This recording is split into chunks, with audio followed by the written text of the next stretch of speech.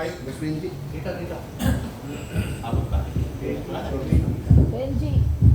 Benji Durango. Hindi. Pakilala muna tayo.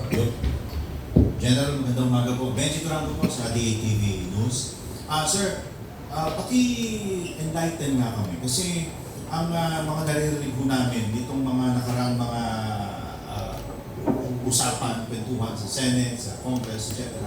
na ang sinasabi nila ay nung panahon po na itong war on drugs ay wala raw proper reporting nitong nung mga nahuhuli, mga napapatay, na mga pushers and drug users. Ikaw po ay galing ka, retired general, naabutan niyo po yun. Totoo ba nangyari yun? Alam mo, it is their wild imagination. Hindi po yun. Bakit ba hindi kami mag-report? Lahat po yan mag-report. Kompleto po yun. Kompleto. Not unless siguro may gumawa on his personal own. Siya gumawa, hindi niya ni-report. Nagyayabang, di ba? Nagyayabang. Kaya ngayon ang mga dapat imbisigahan. Kompleto po. Kung ako ay tatanungin, there were almost more than 1.5 million who surrendered voluntarily. There were hundreds of thousands put behind bars and died during encounters. Meron din libo. Hindi ko alam kung ano yung exact words. Nandun, nakareport naman. Died, ano ba yung term namin? DUI? Or died under investigation or during encounter. Pero complete naman po. May figure pa nga sir, 95% daw ng mga kasong ito hindi na-report. Kung hindi na-report, bakit may lisahan pa? Di ba? Maraming namatay during encounters, may lisahan po yun. Hindi naman natin itatago yun. Yung mga nakulong hundreds of thousands, nakulong po yun. Yung mga namatay, meron din, may lisahan din. Ngayon, so, may mga kasi doon iniimbestigahan na yung pagkapatay daw, questionable, How would you react sir? Na parang din-discount nila yung trabaho nila noon, na parang pinalalabas po nila na parang mali at wala sa hindi sumusunod sa batas. Personally, kung ako po tatanungin nyo, I Prince Dispar, I retired sa number 2 man of the Philippine National Police. It is a big insult to us. Ako, ginawa ko ang trabaho ko, sobrang dami nag-surrender at binigyan namin sila ng bagong buhay. Kaya nga po, yung mga pinuntahan natin ay naging drug clear. Yung iba pang pinuntahan natin, yung regional director ako, almost clear. Sobrang nakaka-insulto po yun sa mga nagtrabaho. Pero, inirerespeto ko po yung mga comment dito. And we are open for investigation. Last question na lang po sir, General. Sabi niyo po kanina kung pagbibigyan nga lang mag-volunteer ka na Yes. maging drug czar, no? Yeah. So kung sakali at mapagbigyan nga, no, ginawa pa yung drug czar, paano yung sistema uulitin niyo ba, gagayahin niyo yung nakaraan na paraan ng pagsupil sa mga drug pushers and users? Actually, ang ganda ng mga estratehiya in the past years, pinagsama-sama po natin yan. Hindi lamang nung nakaraan, kahit ngayon. Kasi ang programa nandyan po. Ang problema ay yung implementasyon. Whole of the nation approach po to, hindi lamang si pulis at gobyerno. Yung ibang ahensya kasi ng gobyerno rin, nakausap ko kahapon yung ating current PDEA director, dahil idol po natin napakagaling, maayos na opisyal, si General Danny Neves.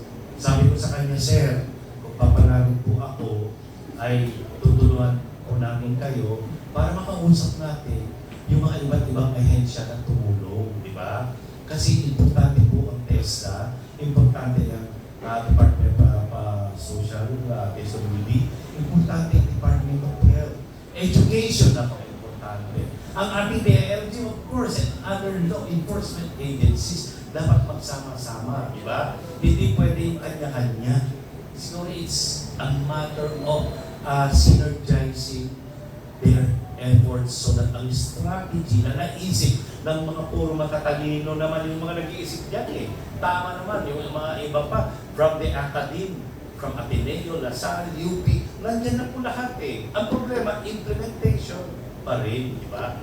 O siguro kung hindi man ako maging drug sa kakalampagin ko na lagi mga agency ng gobyerno na hindi nila ginagawa yung trabaho nila.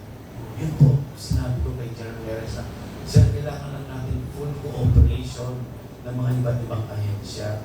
Hindi tayo ng PDEA lang, hindi tayo ng pulis lang. Yun na lang awareness campaign from the Department of Education and from the Commission on Higher Education. Napaka-importante. Awareness campaign from responsible reporting and from the media. Napaka-importante po yun. Of course, pag sinabi natin pag-usapan yung trabaho, pagkabuhayan, alternative source of living ng mga nagbagong buhay, nandiyan ang TESDA, di ba? Of course, habang nagte-test na siya mula sa trabaho, nandiyan yung ayuda, di ba? Gamitin natin ng tama yung mga ayuda, benepisyo, di ba? Ibigay natin sa mga taong nangangailangan talaga. Hindi lamang ginagamit ang ayuda dahil malakas sila sa iyo, nagpalista sila sa iyo. Ganun po yun. And of course, yung involvement ng ating civil society, nandiyan lang po, they are readily there to help us. We can tap them anytime, the non-government organizations, the civil society, to help us as well. And even big corporations, mga bilyonaryo dyan, social responsibility nila, tumulong din sila. Kaya it's just a matter of putting them all together and working it out. Kasi, uupo ka nga, ang gagawin mo lang para operation. Hindi, that's not enough, di ba? Kailangan carrot and stick. Yun po yun. Alam ko na po yung mga strategy yan, hindi po ako nagyayabang. Alam ko kung ano yan. Ang problema ko lang, nung ako ay nasa pulis, hindi ko naman kayang diktahan o pakiusapan ang iba pang ahensya. Yung ibang ahensya, alam naman nila kung anong trabaho nila. Yung iba pa, sasabihin nila, wala po kaming pondo.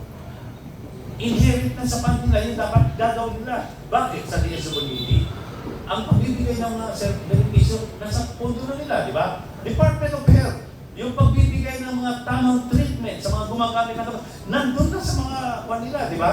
Pondo nila. Ganun din ang Department of Education and CHED. Yung awareness campaign, nandyan na rin eh, di ba? And even, the presidential yung PCO, sino-in-charge sa Communications. yung awareness, nandyan na yung kwan. Nakakalungkot kasi magtatanong pa, wala kaming pondo. Tama ba yun? Kayo po, alam niyo, walang pondo. Ang gusto nyo siguro nila, additional funds. Dagdag pondo. Pwede naman magtrabaho. Yan po yung sa PNP na ako eh. Director ng Community Relations. Sabi ko kung ano yung budget, pagkasyahin natin. At nandiyan ang mga volunteers pa rin natin. Kaya ang tawag nila sa akin nung may mga detractors ako, nung PNP daw, director ako ng Community Relations at nakapugnay, si Boy Ningiraw ako sa mga civil society na tumutulong. Hindi ko po ako humihingi para sa bulsa ko, kundi in times of calamities, disasters, hindi po kami talaga ng mabigas, dilata, mga gamot, di ba? Pag kailangan ng reformation program, yung mga kailangan, naman, hihingi po talaga kami sa mga philanthropies at sa as part of the corporate social responsibility ng mga bilyonaryo dyan na mga negosyante, hihingi po kami ng pondo. Di ba? Kasi hindi naman po sapat talaga yung mga pondo minsan na lahat. Dahil sa dami-dami ng problema at programa, kailangan ay pagtulong ng mga iba pa. Alright.